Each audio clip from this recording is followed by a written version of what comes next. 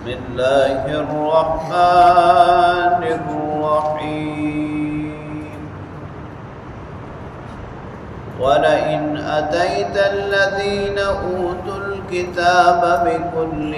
آية ما تبعوا قبلتك وما أنت بتابع قبلتهم وما بعضهم بتابع قبلة بعض ولئن اتبعت أهواءهم من بعد ما جاءك من العلم إنك إذا لمن الظالمين الذين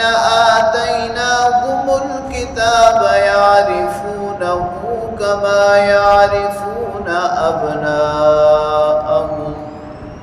وإن فريقا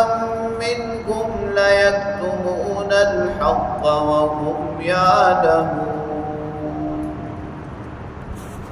الحق من ربك فلا تكونن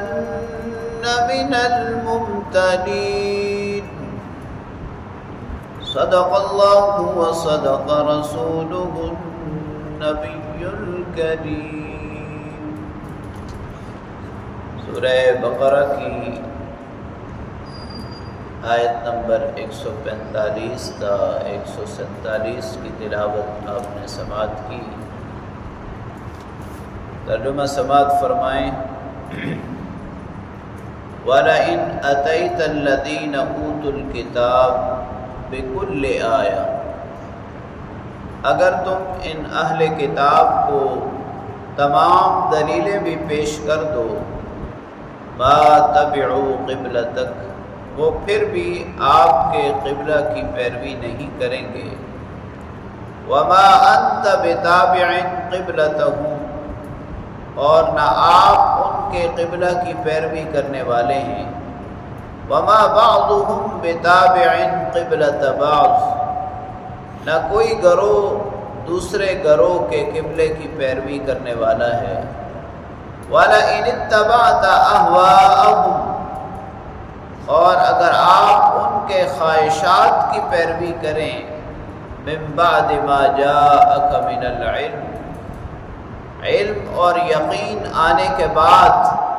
اِنَّكَ إِذًا لَمِنَ الظَّالِمِينَ، بے شک پھر آپ ظالموں میں سے ہوں گے۔ الَّذِينَ آتَيْنَاهُمُ الْكِتَابَ، یہ لوگ جنہیں کتاب عطا کی گئی ہے، يَعْرِفُونَهُ كَمَا يَعْرِفُونَ أَبْنَاءَهُمْ، نبی کریم صلی اللہ علیہ وسلم کو اس طرح پہچانتے ہیں جس طرح اپنے بیٹوں کو پہچانتے ہیں۔ وَإِنَّ فَرِيقًا مِّنْهُمْ لَيَكْتُمُونَ الْحَقَّ وَهُمْ يَعْلَمُونَ، ان میں سے ایک فریق، ایک گروہ حق کو چھپاتا ہے اور وہ جانتے بھی ہیں۔ الحق من ربک، حق تیرے رب کی طرف سے ہے، فلا تکونن من الممترین، لہذا شک کرنے والوں میں سے مت ہو جائیے۔ تحویل قبلہ کا حکم نازل ہونے کے بعد یہود کی طرح طرح کی باتوں کا اس آیت کریمہ میں جواب دیا گیا ہے، اور اہل ایمان کو تسلی دی گئی ہے کہ جب اللہ رب العالمین نے قبلہ کو بدلنے کا حکم نازل فرما دیا ہے تو اب آپ کو کسی تردد میں پڑنے کی ضرورت نہیں ہے، نہ ہی ان یہودیوں کو مطمئن کرنے کی کوئی ضرورت ہے، اس لیے کہ آپ جتنی بھی دلیلیں پیش کر لیں گے انہوں نے اپنی ہی بات کو آگے رکھنا ہے، انہوں نے کبھی بھی آپ کے قبلہ کی پیروی نہیں کرنی۔ اور جب حق اللہ رب العالمین کی طرف سے ہے اور قبلہ کو بدلنے کا حکم نازل ہو گیا ہے تو پھر ظاہر ہے آپ بھی کبھی ان کے قبلہ کی پیروی نہیں کریں گے۔ اسی طرح جس فریق نے، جس گروہ نے اپنا جو قبلہ مقرر کر لیا ہے، جیسے یہودیوں نے بیت المقدس کو اپنا قبلہ مقرر کر لیا اور نصارہ نے مشرق کی طرف، مشرق کی سمت کو اپنا قبلہ مقرر کر لیا، تو کبھی ایک گروہ دوسرے گروہ کے قبلہ کی پیروی نہیں کرے گا۔ اور یاد رکھیں کہ اگر حق نازل ہونے کے بعد آپ پھر بھی ان کی باتوں میں آ جائیں تو پھر تو آپ ظالموں میں سے ہیں۔ نبی کریم صلی اللہ علیہ وسلم کو یہاں خطاب بفرض محال ہے اور سبق امت کے لیے ہے،